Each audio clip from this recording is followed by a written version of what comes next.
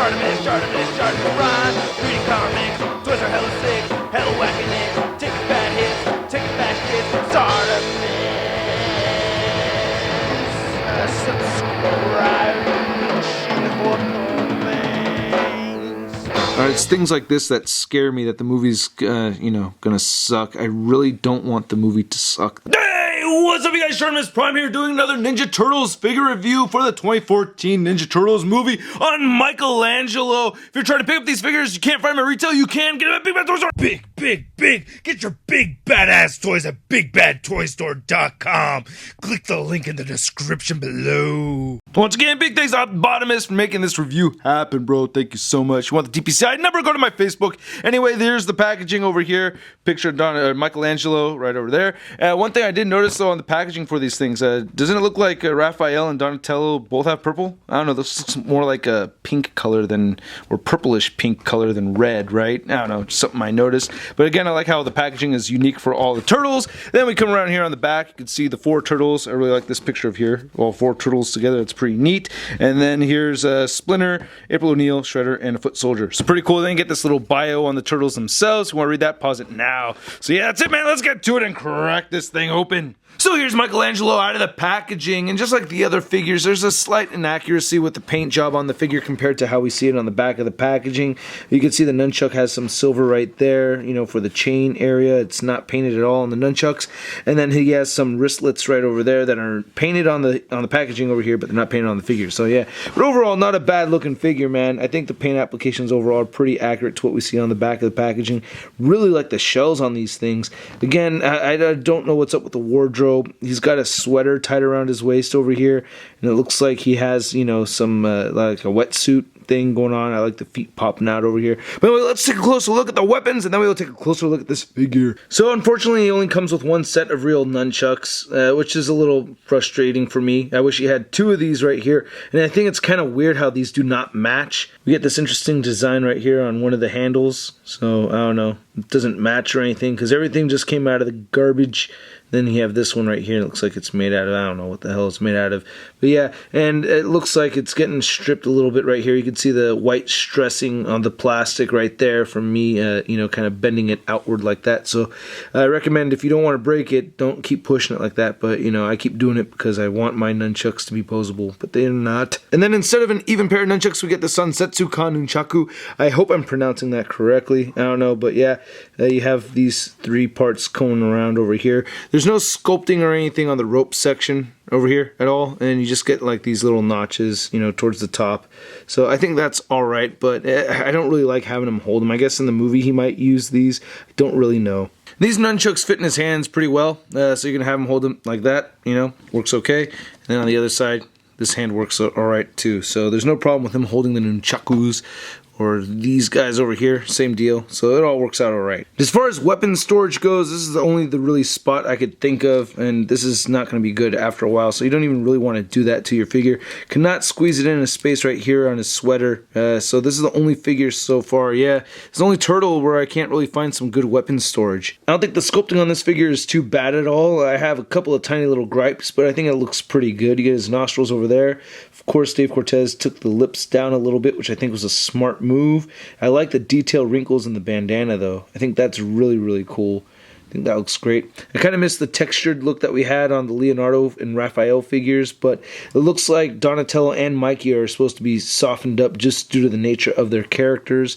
There's no knot or anything on the back of the bandana over here. I think that's kind of weird, but again, I haven't seen the movie. I don't know, how that really works. Just see him take it off. I think he undoes it actually, so I think there should be a knot there.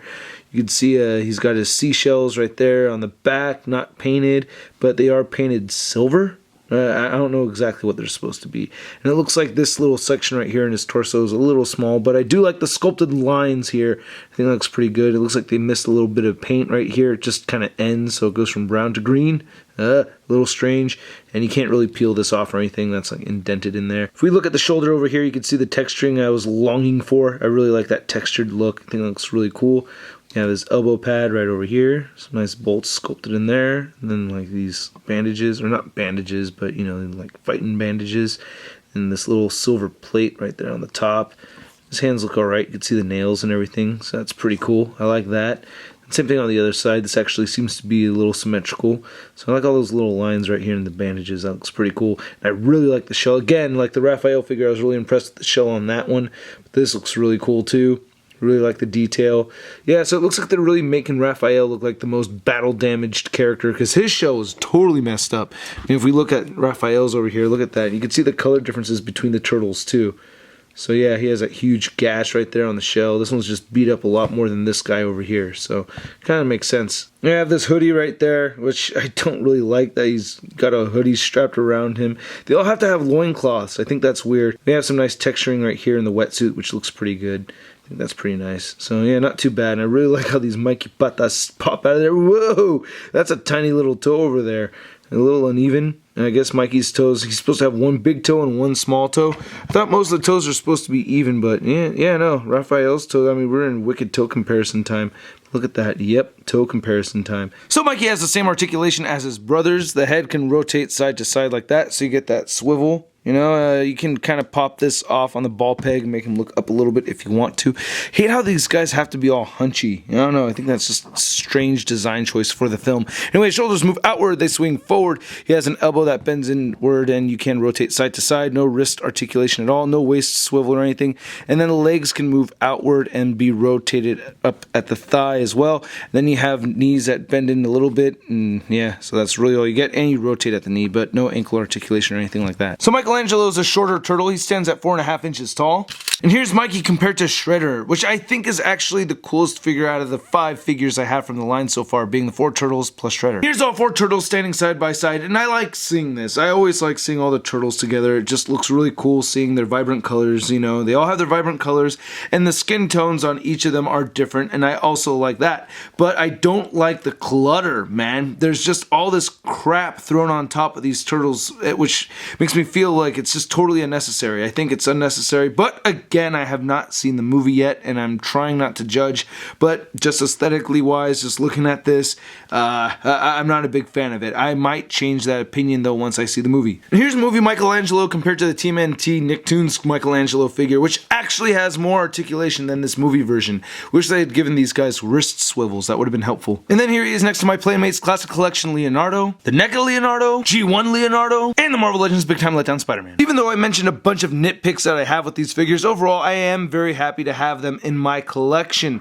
I think my opinions of them are going to change after I see the movie, but I think they look cool having all 4 together like this, and I'm looking forward to putting them in my display shelf. Anyway, please check out toynewseye.com for a photo gallery of images. Also leave a comment over there on this video to enter my 50,000 subscribers contest, and don't forget to hit the like button and subscribe. I'll catch you guys later. Peace.